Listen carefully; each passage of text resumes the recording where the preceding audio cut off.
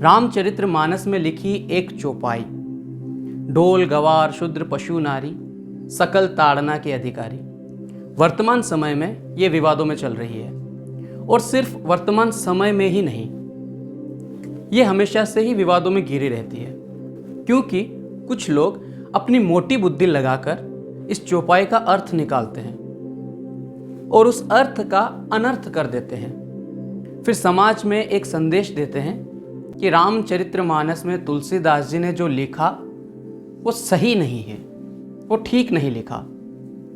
स्त्री के लिए, शूद्र के लिए विवादित बात लिख दी जो हमें पसंद नहीं है। बहुत सी बार इसको वहाँ से हटाने की भी मांग होती है, इसको हटाया जाए। और वहीं दूसरी ओर अगर हम इसका अर्थ देखें तो जितना सुंदर ये रामचरितमानस है, जितनी सुंदर चौपाई है, उससे भी सुंदर इसका अर्थ निकलकर सामने आता है। इसका अर्थ बहुत ही गहरा और बहुत ही सुंदर है, पर नहीं, उसका गलत अर्थ ही निकालेंगे कुछ लोग। अब इस वीडियो में इसका सही अर्थ समझने से पहले मैं आपको एक कहानी सुनाऊंगा जो सुननी बहुत ज़रूरी है। उसके बाद आपको सारा खेल समझ में आ जाएगा। होता यूं है, एक बार एक चित्रकार अपने पूरी लगन से, पूरी मेहनत से, पूरे प्रेम से एक चित्र बनाता है। उस चित्र को देखकर खुद भी बहुत खुश होता है और मन ही मन सोचता है कि मैंने बहुत सुंदर चित्र बनाया, पूरी लगन से, पूरी मेहनत से बनाया है। उस चित्र के अंदर एक झोंपड़ी होती है, पहाड़ होता है, पहाड़ से नदी बह के आ रही है, पशु पक्षी उड़ के अपने घर जा रहे हैं,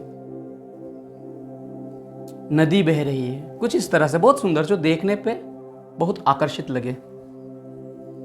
तो चित्रकार क्या करता है, अपने उस चित्र को बाजार में जाकर एक दीवार पे लगा देता है और साथ में लिखता है कि ये मेरे द्वारा बनाया गया एक चित्र है, इसमें कुछ कमी हो तो बताओ। और साथ में एक खाली पृष्ठ भी लगा देता है कि इसके ऊपर आप कमी बताओ। वो ये लगा के चला जाता है। 2-3 दिन बीतने के बाद जब वो वापस आता है कि चलो, और जबकि उसको पता था कि कमी तो थी नहीं, तो क्या कमी आएगी, कुछ कमी नहीं आएगी। 2-4 दिन बाद जब वो वापस लौट कर आता है तो वो देखता है कि जो उसने खाली पृष्ठ लगाया था ना, वो पूरा भर चुका है, और उसके साथ ही दीवार के ऊपर भी कुछ लिखा हुआ है, यानी कि इतनी कमियां। वो हैरान हो जाता है, पास आके पढ़ता है तो उस पर लिखा होता है कि आपने जो ये बादल बना रखे हैं ये सही नहीं लग रहे। जो नदी निकल के आ रही है वो घर के आगे से जा रही है, अगर पीछे से होकर जाती तो और भी अच्छी लगती। जो पक्षी उड़ रहे हैं पता ही नहीं चल रहा ये घर की तरफ जा रहे हैं या दाना चुगने जा रहे हैं। सूरज जो आपने बनाया है पता ही नहीं चल रहा उग रहा है कि अस्त हो रहा है। चित्रकार ये देखकर पहले तो थोड़ा मुस्कुराया, फिर अपनी वो तस्वीर लेकर, वो सारी बातें जो लोगों ने लिखी थी, वो पृष्ठ लेकर अपने घर चलता है। 2 दिन रुकने के बाद वो एक चित्र और बनाता है, और उसमें वो सिर्फ एक बंदर का चित्र बनाता है, पर उसकी पूंछ नहीं बनाता। अब दोबारा वो उसी बाजार में, उसी दीवार पर जाता है और उस चित्र को वहां लगाता है और कहता है कि मेरी सेहत थोड़ी खराब थी तो चित्र में पूंछ में बना नहीं पाया, तो आप में से अगर कोई आकर ये पूंछ बना दे तो मेरी थोड़ी मदद हो जाएगी। ये लगाकर दीवार पर फिर चला गया अपने घर। 2-4 दिन बाद फिर आया, और जब उसने आकर देखा तो जैसा वो बंदर लगा के गया था वैसा का वैसा बंदर लगा हुआ है वहां पे। उसकी पूंछ किसी ने नहीं बनाई।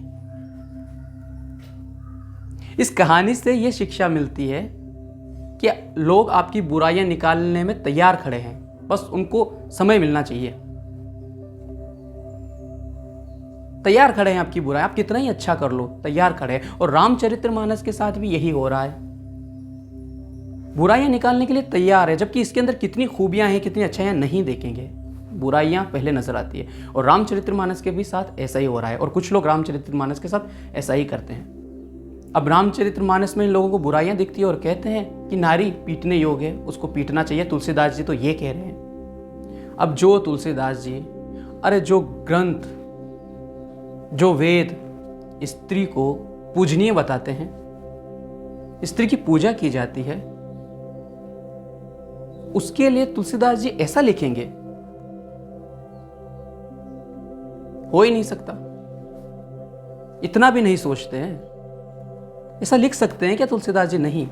और कहते हैं शूद्र को भी पीटना चाहिए। शूद्र शब्द को जोड़ लेते हैं अपने हिसाब से जातिवाद से। अरे सोचिए यार, तुलसीदास जी ने कितना सुंदर वर्णन किया है रामायण में। शबरी की भक्ति दिखाई, राम जी का प्रेम दिखाया, झूठे बेर खाए, इतना सम्मान। जब केवट की नाव में राम जी बैठे, राम जी ने केवट को गले लगाया। इतनी भक्ति, इतनी श्रद्धा, इतना प्रेम तुलसीदास जी बता रहे हैं हमें, पर हमारी नजर वहां नहीं जा रही है। इन कुछ मोटी बुद्धि वालों ने ये खेल खेला है। अब समय है ढोल गवार शूद्र पशु नारी सकल ताड़ना के अधिकारी, इसका सही अर्थ जानने का। दोस्तों, अब इसका सही अर्थ जानने से पहले अगर आपने अभी तक हमारे चैनल को सब्सक्राइब नहीं किया तो पहले चैनल को सब्सक्राइब कर लीजिएगा, क्योंकि इस चैनल पर हम ऐसे धार्मिक वीडियो और जानकारी भरी वीडियो आप ही के लिए लेकर आते रहते हैं। मैं आशा करता हूं कि आपने चैनल को सब्सक्राइब कर लिया होगा। अब जानते हैं हम कि ढोल गवार शूद्र पशु नारी का सही अर्थ क्या होता है और कितना सुंदर अर्थ है। शुरुआत होती है ढोल शब्द से। अब हमें यह समझना पड़ेगा कि यहां पर जो ताड़ना शब्द है ना, इस शब्द का अर्थ हर शब्द के साथ बदल रहा है। यानी कि ढोल के साथ बदल रहा है, गवार के साथ बदल रहा है, शूद्र के साथ बदल रहा है, नारी के साथ बदल रहा है। जैसे कनक शब्द होता है, एक कनक शब्द का अर्थ होता है धतूरा और एक कनक शब्द का होता है सोना। दोनों कनक है ना, अर्थ अलग जा रहे हैं। आप धतूरा खा लो, बोरा जाओगे। ज्यादा आपको सोना मिल जाए तो भी बोरा जाओगे। बात एक ही है पर अर्थ अलग जा रहे हैं। उसी प्रकार से यहां अर्थ अलग जा रहे हैं। ढोल के लिए ताड़ना शब्द का अर्थ यहां पर यह आता है कि ढोल को बजाने से पहले उसको सीख लेना चाहिए, यानी कि उसको ठीक से कस दो। ढोल को थोड़ा कसाव चाहिए, उसको थोड़ा कसाव देना पड़ता है। उसके बाद ताल के साथ उस ढोल को बजाया जाता है। अब यहां पर ताड़ना का शब्द ये नहीं है कि ढोल को आप पीटने लग जाओ। अगर ढोल को पीटने लग जाओगे तो वो ताल के साथ कैसे बजेगा? उसमें ताल देने के लिए तो आपको उसको समझना पड़ेगा, उसके बाद उसको ताल के साथ बजाना पड़ेगा। तो यहाँ पर पीटना तो अर्थ हो ही नहीं रहा ना। अब यहाँ पर वो पीटना अर्थ निकाल के घुमा देते हैं आगे तक उस शब्द को। तो ढोल के लिए इसका अर्थ ये होता है। अब आते हैं गवार शब्द। ढोल गवार शूद्र पशु नारी। अब गवार शब्द पे आते हैं। साधारण सी बात है, जिसके पास थोड़ी बुद्धि कम है, जो थोड़ा विवेकहीन है, उसे गवार कहेंगे। अब यहां पर उसके लिए ताड़ना शब्द का अर्थ सीधा सा हो रहा है कि उसके ऊपर आपको नजर रखनी है।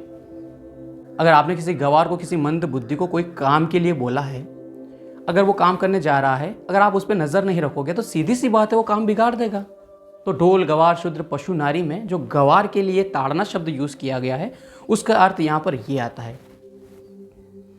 अब आते हैं शूद्र शब्द पर। अरे इसके ऊपर तो बहुत ही बवाल किया जा रहा है। जातिवाद से जोड़ के कि शूद्र को पीटना चाहिए ये बताया गया है। अरे नहीं मेरे भाई, जैसा कि मैंने बताया, तुलसीदास जी ने शबरी की भक्ति कितनी सुंदर बताई, केवट का प्रेम कितना सुंदर बताया, तो गलत अर्थ हो ही नहीं सकता यहां पर। इसका अर्थ अब सुनिए आप। शूद्र का अर्थ होता है सेवक। मैं उस समय की बात कर रहा हूं, जब तुलसीदास जी लिख रहे थे। शूद्र का अर्थ था सेवक, जो अपनी सेवाएं देता है। अब सेवक कोई भी हो सकता है, नौकर हो सकता है, कोई काम करता है, मजदूर हो सकता है, जो अपनी सेवा देता है वो। अब सेवक को ताड़ना शब्द का अर्थ पीटना नहीं, उस पर नजर रखना। अब जैसे मैं आपको बताता हूं, मैं अगर कहीं नौकरी करूंगा तो मैं एक सेवा दूंगा अपनी, तो मैं सेवक हो गया, यानी कि मैं शूद्र हो गया। उस समय की बात कर रहा हूं। तो अब मैं नौकरी के लिए जाऊंगा तो मेरा इंटरव्यू तो लिया जाएगा ना, मुझे पूछा जाएगा ना, भाई तू जो नौकरी करेगा उसके लायक तू है नहीं है, पूछा जाएगा ना। तो यहां पर शूद्र शब्द के लिए जो ताड़ना शब्द है वो ये बता रहा है कि आप उसके ऊपर नजर रखो, उसको भांप लो। आप समझिए कितनी सुंदर व्याख्या की गई है, पर इसको गलत बताएंगे ही बताएंगे। अब यहां पर शूद्र शब्द का भी हम अर्थ समझ गए हैं। अब आगे आते हैं। ढोल गवार शूद्र पशु नारी। पशु के लिए ताड़ना शब्द पीटना नहीं है। अगर आप बैल को हल में जोतोगे, आपके खेत की जब आप जुताई करोगे, हल में जोतोगे, तो उसको सिखाओगे तो है ना, थोड़ा ताड़ ताड़ के सिखाओगे ना, उसको उसके लायक बनाओगे ना।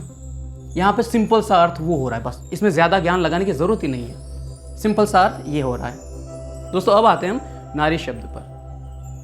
अब जैसे ढोल को पीटने से जोड़ रहे थे, तो नारी के लिए ताड़ना शब्द पीटना जोड़ के बोलते हैं। तुलसीदास जी ने कहा है नारी को पीटो नहीं। हमारे धर्म में, हमारे ग्रंथों में स्त्री की पूजा की जाती है, पूजनीय बताया जाता है। अब समझते हैं हम इसका सही अर्थ क्या है। तुलसीदास जी क्या कह रहे हैं? नारी को रत्न कहा गया है, 14 रत्नों में एक रत्न नारी भी है।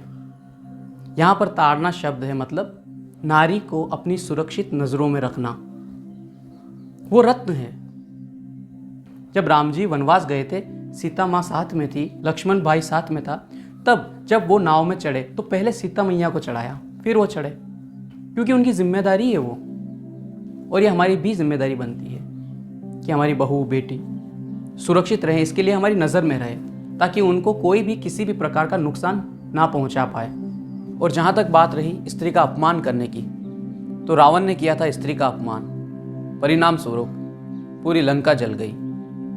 दुर्योधन ने किया था स्त्री का अपमान, परिणाम स्वरूप सर्वनाश हो गया।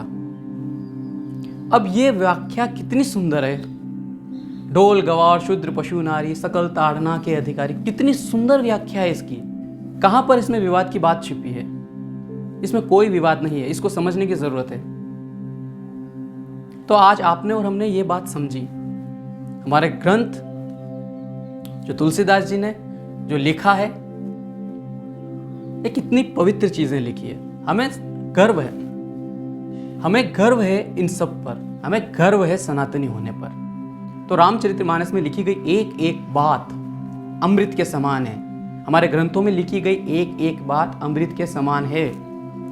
जरूरत है तो उसको समझने की, अपनी मोटी बुद्धि लगाकर कुछ भी अर्थ निकालने की नहीं, अर्थ का अनर्थ करने की नहीं, समझने की जरूरत है। तो ये था इसका पूरा अर्थ। अब आपका काम ये है कि आप इस वीडियो को और लोगों तक पहुंचाओ, यानी कि शेयर करो, ताकि लोगों के दिमाग में जो भ्रम है कि ढोल गवार शूद्र पशु नारी सकल ताड़ना के अधिकारी, इनको मारो पीटो या पीटने के अधिकारी है, ये उनका जो भ्रम है ये दूर हो।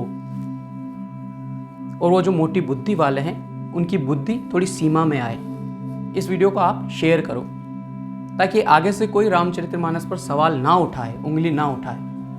तो दोस्तों, वीडियो अगर अच्छा लगा हो तो वीडियो को लाइक कीजिएगा, कमेंट बॉक्स में आप अपने विचार रखिएगा, और साथ ही अगर अभी तक आपने चैनल को सब्सक्राइब नहीं किया तो चैनल को सब्सक्राइब कर लीजिएगा।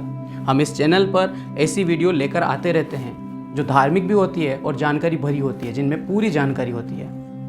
और आपका साथ रहा तो मैं आगे भी इसी प्रकार की वीडियो लेकर आता रहूँगा।